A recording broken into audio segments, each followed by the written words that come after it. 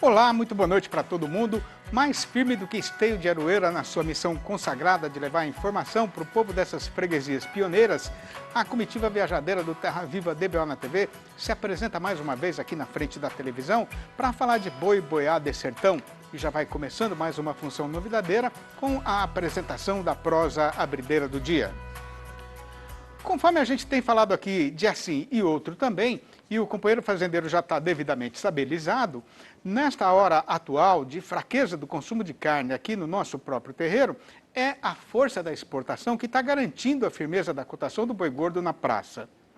Fazendo só uma ligeira recordação das notícias mais recentes, em termos de faturamento, julho já tinha sido o melhor mês do ano presente para os frigoríficos brasileiros que vendem no mercado internacional, e agosto começou com o carretão em disparada na subida do Estradão. De acordo com o último balanço da SECEX, a Secretaria de Comércio Exterior do Ministério da Agricultura, divulgado agora, nesta segunda-feira, dia 16, nas 2 primeiras semanas do mês corrente, foram despachadas lá para fora 101.590 toneladas de carne in natura. Neste período considerado, a quantidade média embarcada diariamente chegou a 10.150 toneladas, com um aumento de 30,7% na comparação com o período correspondente de 2020. Ao mesmo tempo, o valor pago pelo produto brasileiro lá no estrangeiro teve uma alta de 38,1% na mesma comparação. Quem está fazendo esta revolução é o comprador chinês, que é disparado o nosso melhor freguês e leva todo mês 65% da carne bovina exportada pelo Brasil. Mas a questão é que agora está difícil de saber o que é que vai acontecer nesse terreiro. Até outro dia, a previsão era de um forte engordamento nos embarques, com todo mundo esperando o gigante do Oriente Distante anunciar a habilitação de novos estabelecimentos brasileiros para poder aumentar o fornecimento. Por enquanto, isso não aconteceu e tem gente duvidando de que ainda venha a acontecer. Para complicar a situação, o número de casos de Covid voltou a aumentar em várias regiões chinesas e existe uma possibilidade de que as autoridades mandem fechar de novo a economia, como aliás já tinha sido feito lá no começo da pandemia. Pois isso seria uma verdadeira desgraça pelada, porque eles estão comprando tanto da gente hoje que uma redução na quantidade embarcada, mesmo sendo ligeira, já representaria uma paulada nas exportações brasileiras. De qualquer maneira, nenhum dos grandes frigoríficos fez ainda reclamação a respeito de alguma mudança no andamento da negociação. Mas se o companheiro ou a companheira tem alguma relação com o setor exportador, o caso é sim merecedor de grande atenção. Mesmo tendo as sabedências e as competências requeridas para tocar o serviço com o mestiço, lá um dia o amigo pecuarista é surpreendido por uma novidade que muda alguma coisa que a gente achava que sabia a respeito da nossa atividade. E aí o melhor jeito de resolver a dificuldade é consultar um especialista, participando aqui da nossa conversa com o analista. E hoje vamos falar um pouquinho sobre o DDG e o WDG, que é uma alternativa atrativa para a substituição do milho e da soja na dieta dos confinamentos, muito comuns nessa época do ano. Bom, os preços do DDG estão mais firmes, apoiados aí na boa demanda pelo insumo e também nos preços mais firmes do lado do milho. Bom, segundo o levantamento aqui da Scott Consultoria, o preço do DDG subiu 1,6% na comparação quinzenal. E o produto está cotado, em média, em R$ 1.408 e R$ 2.011 por tonelada, sem o frete, já referência aí para Mato Grosso e Goiás, e também considerando os preços já convertidos para 32% de proteína bruta. Para o WDG, as cotações estão variando entre R$ 515 e R$ 712 por tonelada, nas mesmas condições que o DDG. Lembrando aí que esses preços já são referências para os contratos com entrega a partir de outubro desse ano. Por hoje é só, muito obrigada pela sua atenção e até a próxima! Tendo planejado cumprir essa jornada em 4 pernadas e estando a primeira já vencida, a gente faz aqui uma parada ligeira e se prepara para começar a seguideira dentro de mais alguns instantes, trazendo então para a nossa discussão o assunto seguinte. A pecuária brasileira está adiantada na empreitada de reduzir e compensar a emissão de gases de efeito estufa. E o confinamento está indo na frente para pegar essa jardineira que vai levar a atividade no rumo do futuro entreeiro seguro. É só aguardar já que o Terra Viva DBO na TV vai voltar. Depois de vencer o desafio da produtividade com grandes avanços em genética, melhoramento e nutrição, a pecuária brasileira está começando agora a enfrentar a sua mais extraordinária empreitada, que é a de reduzir e compensar, até chegar a zero, as emissões de gases de efeito estufa na atmosfera, para ter um sistema de produção com total sustentabilidade ambiental na nossa atividade. Em toda a cadeia produtiva do setor, dentro e fora da porteira, já é grande o interesse de embarcar nessa jardineira. E o confinamento é um dos setores que estão na ponteira deste movimento. Pois então, para adquirir maior conhecimento a respeito de como é que isso está sendo feito, a gente convidou para a nossa entrevista do dia o Dr. Sérgio Raposo de Medeiros, engenheiro agrônomo e pesquisador da Embrapa Pecuária Sudeste, que vai participar do programa falando interneticamente, ao vivo, diretamente de São Carlos, aqui no interior paulista.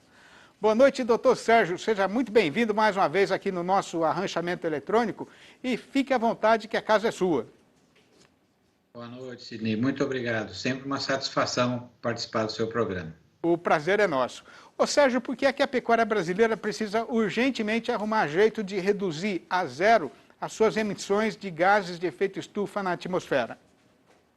Bem, na verdade, eu acho que assim, não seria só a pecuária. Todos os setores devem, no melhor dos seus esforços, contribuir para reduzir a emissão de gases que contribuam para as mudanças climáticas.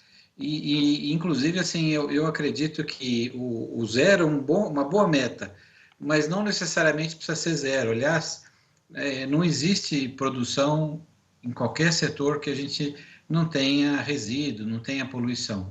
Então, o que a gente precisa fazer são os melhores esforços para reduzir e contribuir para um problema que realmente é global e que vai afetar a gente mesmo. Assim, o pecuarista, o agricultor, é um dos que já percebe, está sofrendo com os impactos da mudança climática. Ô Sérgio, o que é uma propriedade de carbono zero? Uma propriedade de carbono zero, em tese, ela é possível, porque seria uma propriedade em que as emissões, e a gente pode contar todas as emissões, mas principalmente a emissão da própria fermentação entérica, que acontece nos animais, né? A questão dos resíduos, a emissão com máquinas, eventualmente. Então, essa seria a parte que você estaria contribuindo para aumentar o estoque de carbono na atmosfera, que a gente está tentando reduzir. Mas a fazenda pode ter drenos também. E no caso da fazenda de gado de corte aqui no Brasil, o nosso dreno por excelência seria os solos, e que a gente colocaria esse carbono adicional pelo crescimento das raízes das nossas forrageiras, principalmente. Então, essa é a nossa grande esperança e eu acho que vai ser a grande contribuição que a pecuária pode dar nesse problema. Inclusive, como eu sempre falo, a gente pode sair da coluna do problema e ir para a coluna da solução. E o que é mais interessante, ganhando com isso, não é uma relação ganha-ganha, ou existe uma oportunidade ganha-ganha, de você ganhar mais dinheiro e sendo mais sustentável. Então, é uma oportunidade, né? Na verdade, a gente está à frente de uma oportunidade. Quer dizer, independentemente dessa pressão gigante que está vindo de tudo quanto é lado, né, Sérgio? O que é que o pecuarista brasileiro tem a ganhar se ele conseguir transformar a sua propriedade em carbono zero ou próximo de zero? É exatamente essa questão virtuosa, né? Então, assim, a pecuária virtuosa, que respeita bastante os limites das forrageiras, que não deixa a pastagem degradada e que aproveita ao máximo as oportunidades de aumentar a eficiência, como, por exemplo, colocar um confinamento para acelerar a terminação dos animais e até ajudar no manejo das pastagens, né? Afinal de contas, o confinamento tira os animais mais pesados, os animais que vão ficar na pastagem vão exigir menos da pastagem e vão ganhar mais peso. Então, aí você veja que a gente tem essa relação ganha-ganha e, ao mesmo tempo, a gente vai estar com uma pastagem mais bem, num stand melhor, numa condição melhor, que, inclusive, tem outros serviços ambientais, como, por exemplo, a recarga dos aquíferos, né? Dos corpos d'água. Então, é esse lado que a gente precisa ir, quer dizer, a gente vai ter ganhos além, inclusive, de só reduzir a nossa pegada de carbono. A gente pode ajudar também a questões como, por exemplo, a recarga dos nossos aquíferos, com uma pecuária virtuosa. Então, a gente de fato tem a ganhar.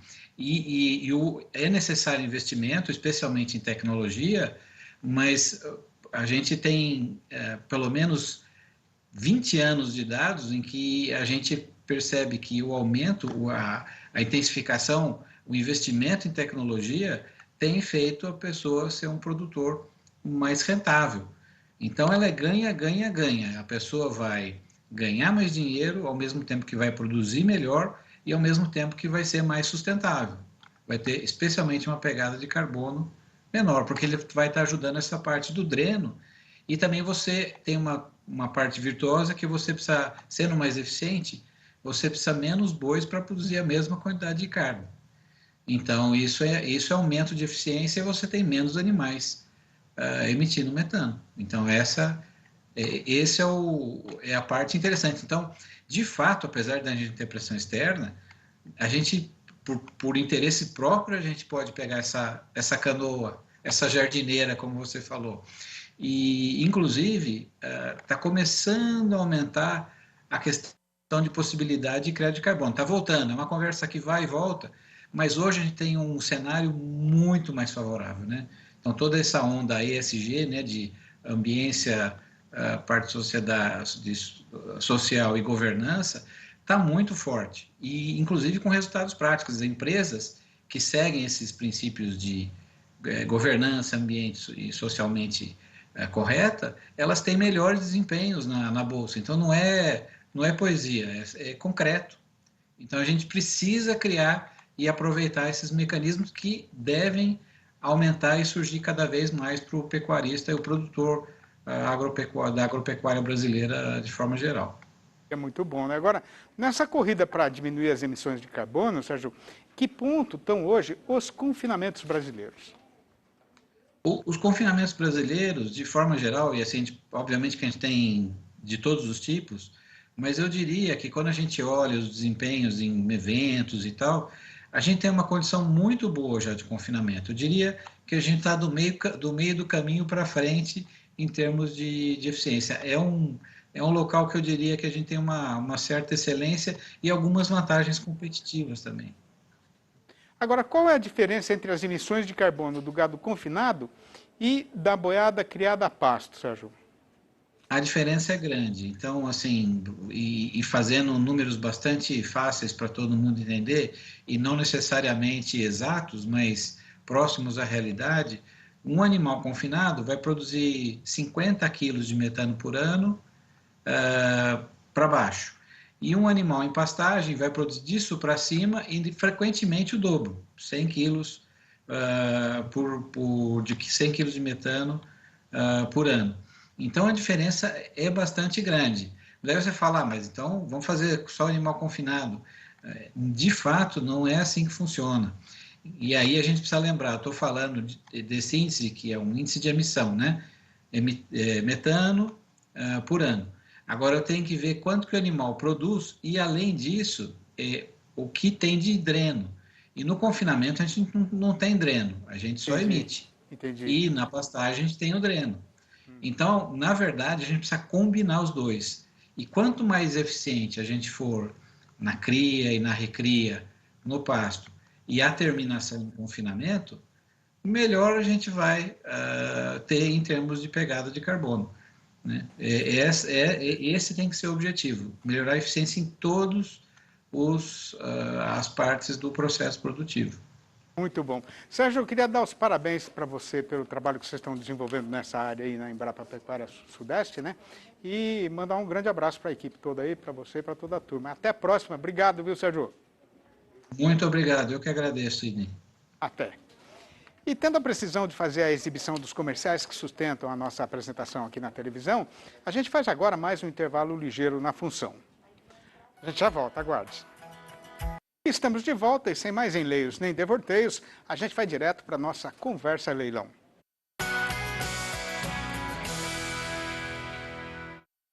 E nesta terça-feira, a partir das 8h35 da noite, o Terra Viva transmite o programa CRV Desconto Agosto, para vender sêmen de gado de corte de raças zebuínas e também de raças europeias. E sobre este evento eu converso agora com o zootecnista Cassiano Pelli, gerente de produto corte zebu da CRV. Cassiano, muito boa noite, muito obrigado pela sua presença aqui no nosso arranchamento. Seja bem-vindo. Como é que funciona esse programa? Boa noite, eu que agradeço, um prazer estar aqui compartilhando essas informações dessa campanha espetacular com toda a audiência. O mês de agosto é um mês especial, é o mês da Expogenética, é o mês que antecede Expo Inter, é um mês repleto de eventos em todo o Brasil e para premiar os nossos clientes, nós criamos essa campanha Desconto Agosto, onde a maioria dos touros estão em preço único, então numa condição de preço especial em cada uma das pastas, para que os nossos clientes tenham a oportunidade de fazer os melhores negócios nesse momento, que é uma entrada de estação de monta, um mercado extremamente aquecido, que é o mercado da inseminação, e nós, como empresa democratizadora de genética, trazemos essa genética na melhor condição possível. Ô Cassiano, a ASBIA, né, que é a Associação Brasileira de Inseminação Artificial, acabou de divulgar aí seu balanço, seu mais recente balanço sobre as vendas do setor, né, com um resultado excepcional, né? Como é que está esse mercado? Por que a gente está vendo esse aquecimento desse tanto no mercado, Cassiano? O crescimento está estrondoso. O mercado cresceu 31,3%, sendo que o corte cresceu 41,3%. Passamos das 10 milhões de doses de sêmen comercializadas no primeiro, 10 milhões e 600 mil doses comercializadas apenas no primeiro semestre. Então isso é muito reflexo do mercado muito favorável, de uma taxa de câmbio que estimula a exportação e, sem dúvida, o suor e a dedicação dos nossos produtores que trabalham no dia a dia, fazendo o melhor e, inclusive, produzindo um boi que hoje vai para o abate mais cedo e, com isso, também contribui com a diminuição da emissão de gases, né? Então, pegando um link da participação anterior, a nossa genética tem contribuído junto com nutrição, sanidade e manejo para esse animal ir para o abate mais cedo e com isso também diminuir esses efeitos que tanto maltratam a pecuária. Como é que faz para participar, Cassiano? É só acompanhar conosco a partir das 20h35 aqui pelo Terra Viva. Estaremos o Delmiro Rodrigues, que é do corte taurino, e eu, apresentando todas as opções que estão no Desconto Agosto, bem como as condições comerciais, para que todos possam fazer esses bons negócios e aproveitar esse momento. Muito bom, a gente vai acompanhar tudo junto. Obrigado, viu, Cassiano? E bom trabalho para vocês. A gente tem certeza que vai ter uma baita aceitação, porque está todo mundo precisando de sêmen de qualidade, né? Obrigado, viu, Cassiano? Um abraço.